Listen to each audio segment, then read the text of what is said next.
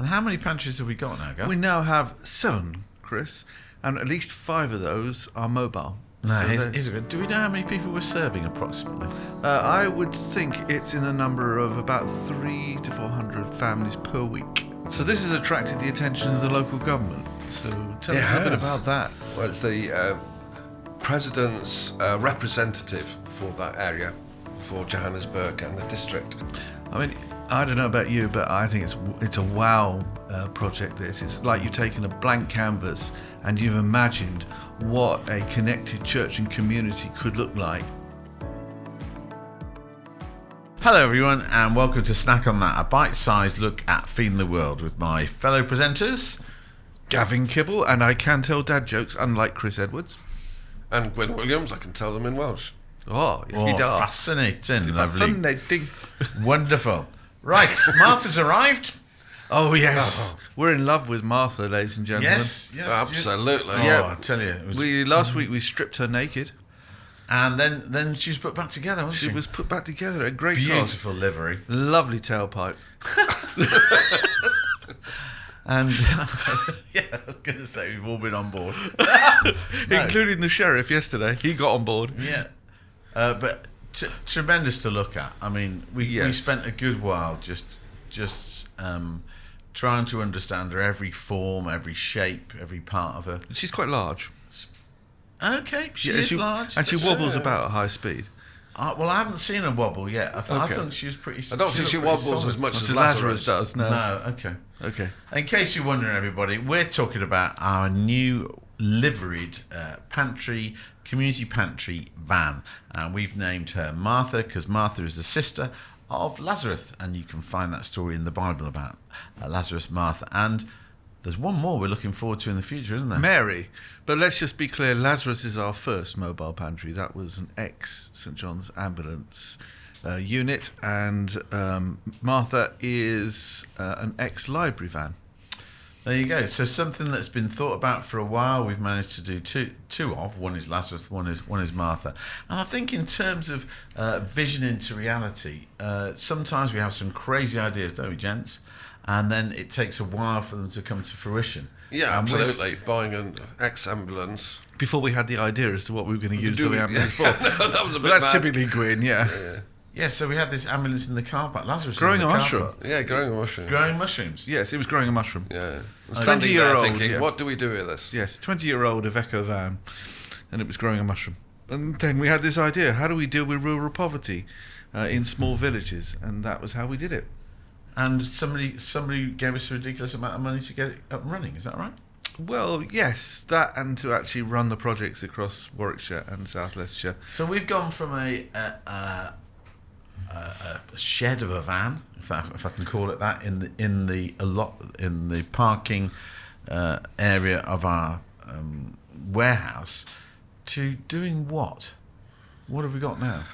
Doing a mobile food pantry that is the startup for developing transformation centres in rural locations. That's amazing. And how many pantries have we got now, Gav? We now have 7, Chris, and at least 5 of those are mobile. No, So do we know how many people we're serving approximately? I would think it's in a number of about 300 to 400 families per week. That's incredible, It isn't is incredible. It's life-changing and very transformative. But it works in partnership with local churches, local organisations. And so it's not just about providing food. It's so much more than that. And it is, as we're going to hear later on, about trying to create centres where people's lives can be transformed by the community working together. Yeah, and I think we're going to leap from the UK and then a parking space outside our warehouse that's where Martha now resides. We're going to shoot over to South Africa, and I believe you're going to tell us, give us some information about what's going on there as regards this word transformation. We are. So Gwyn's going to tell us a little bit more about how this morning he spent £1 million buying a building for another charity, a sister charity that he's a director of in South Africa called Feed the Hungry South Africa. Gwyn, what is this building about and why did you buy it this morning? Yeah, absolutely. Just had a phone call with the landlord and said, I know you want to sell the building, so we'll buy it and we'll put some money in the bank. We haven't got £1 million, but let's start with a deposit. So where is this building? It's in a suburb of Johannesburg. Okay, so tell us about the suburb, the particular issues associated with that, and the type of people that this is going to help.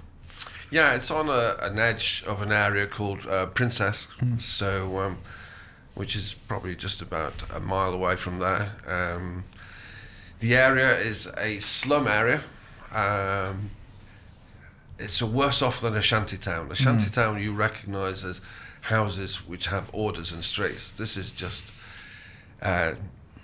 tin roofs, huts that people live in. And there's about 4,000 families in this area that are living below the poverty line. That means below the below. You know, these guys are starving, haven't got any work, struggling for life, really on the edge of life. You've already done some stuff in this part of the world. Tell us about some of the projects that you've done here and the partner church that you're working with out there. Yeah, we're working with Victory, and he has a church in... Sorry, can I just stop there? Victory, is that his name? It is. Gets better. Do you know what his surname is? No. It's Victory Godspeed. It's a great name. Yeah. Victory Godspeed. Yeah. Amazing. Brilliant. Fabulous name. And he used to be a footballer for Sporting Lisbon. Well, who knew? Great. Wow. Yeah. Quickly into Coventry City. Ex-Coventry City player Victor Gyökeres is now playing for Sporting Lisbon. Sorry, moving on. Excellent. Well, thank you for that. Thanks for the tie-in. Yes. Moving on. So, thanks, Chris. Tell us about some of the projects that you and Victory and his church have been involved with out in Princess, and then how the Transformation Centre actually assists in taking that forward. Right, we're feeding about 450 families every week. We're getting actually 450 live chickens to give out every week. Another meat manufacturer is providing us with bags of beef to give out. So, hang on. Roll back. Live chickens. Live chickens. And are they being... rolls up in a van, and they just draw all these chickens out. So are they using them for eggs, or are they using them as meat to eat? As meat to eat. Oh, wow. Okay. And people are killing it themselves? Yeah. Right. Okay. So that's quite alien to what we do here, of course, of rocking up at Aldi or Asda and buying one that's already been pre-packed. I know. It's Yeah. incredible that we even... And these have been given as free gifts for us to hand out. 400 a week? 400 a week. A month. A month. Sorry. Okay. Yeah. Okay. And what other things are you involved in? So there's feeding programs going on, very similar to us. And what else? That's right. So what we're doing is looking at developing the actual community. So we've started refurbishing a community centre, which we've turned into a nursery, using people from the local community to do that. So you've been upskilling people We've been in the area, upskilling. or taking the skills they've already got and enhancing it. That's right. And has that taken you to any other projects that you've been investing in? Yeah, absolutely. And out of that, in the kitchen that was in the community centre, we started a bakery. Wow. So there's 4 ladies there now baking loaves every week as a small shop. So we're finding these skills that we can latch onto, and then providing them either with equipment or new skills to be able to take those skills and products to market. And I think what the audience doesn't appreciate is that actually this hasn't been over a short period of time. This hasn't been over a long period of time. It's been over a reasonably short period of time. 1 year. 1 year, yeah. Yeah, absolutely. So in fact, transformation within this community is happening quite quickly. So then the purchase of a building makes a lot of sense in that context to be able to expand the work that you're doing. So how would you use a building? How big is it? Can you give us an idea on how you'll use it? Yeah, it's probably the size of a small supermarket. It used to hold a furniture store, like you get on these out-of-town centre type stores, and then it has some units that belong to it. So we're going to turn it into a community base, because if you think that the shantytown has no buildings, it's just streets and streets of tin huts. So they've got nowhere to actually meet. So whether it's a church service or a community group wanting to be involved in an issue, like getting fresh water into that area, then it provides the community with a resource to be able to do those things. So you're going to store food and distribute from there. It's also going to be a small incubator for businesses and that kind of thing. It is. Anybody in particular that you've come across while you've been out there where they've had a great business idea and you've been able to give them the ability to be able to transform that into a viable business proposition? Yeah, well, Jack is one of them. He's a carpenter. So he was involved in the community centre. So we've been able to buy him some tools for him to actually look for work. So as part of that, then we were finding different building skills. So Jack and some of the other guys are really thinking about how to actually break out so that they don't become cheap labour to other building companies. So almost you could bring Jack and that group together to become their own business. Yeah, absolutely. And give them the business support behind that. Yeah. And therefore they're not working through a third party and earning effectively builders' rates, but they're earning their own business rates. I've got his company name. Have you? Yeah, Jack and a Box. Flipping heck. Sorry, I've got to interrupt occasionally. It'll be Jack in the Box. Jack in the Box. Yeah. I'm excited about that because you're thinking of a real life of one individual, but the one individual then impacts his mates. Are they mates That's of right. his? Yeah, absolutely. And then those mates are learning skills within the transformation centre. Yeah. And actually then. Do you provide some space for them to use? Yeah, but there is actually a carpentry shop that the furniture people are leaving behind because they were fitting kitchens and bedrooms. So there's the whole area kitted out already for doing carpentry. So do you then do a train the trainer thing? So you've got Jack upskilled. Is it likely that he would then work in the transformation centre to train the next generation of carpenters? Absolutely, but not only that, but in training them in doing business, in doing accounting, in doing marketing. So we're bringing in different people from different businesses. Who would those people be? Are they connected with the church by any chance, or who are they that's coming to do that training? A lot of them we've connected with through different Facebook groups that I'm involved in South Africa. Christians from different walks of life, an agricultural economist, we've got a marketing company, we've got an engineering company, and they've offered their skills for free to come in and work in the transformation centre. So this has attracted the attention of the local government. So tell us a bit about that, who that is and how that's going to impact what you're doing. Well, it's the President's representative for that area, for Johannesburg and the district. So they've given us 2 pieces of land, one a rural piece of land for us to do horticultural in, and the other is in the city. So what we're looking to do is build low-cost housing using the skills of these people, which then enhances the lives of people in the Princess area as well. So in your head, let's go forward maybe 2 to 3 years' time. You've got the transformation centre up and running. How do you see a slum area like Princess actually being transformed in that period? In huge many ways, because we want to be able to put schools in there. We want to put a combination of housing, shops and small industrial units, so it becomes economically viable as an area, so that the wealth of it is not dependent on outsiders. It actually self-generates and helps develop the area as a community that has a value. So would it actually transfer it out of slum status into a standard residential kind of status? Is that where it goes? Absolutely, yes. And the involvement of the church in this? Yeah, we're working very closely with the church. The church has been very supportive in everything, in providing us with the facilities to store the food, and in actually engaging with the community, and also doing reading skills and writing skills. So is the church experiencing a growth as a result of this? Yeah, a huge amount of growth. Yeah, it's growth in people.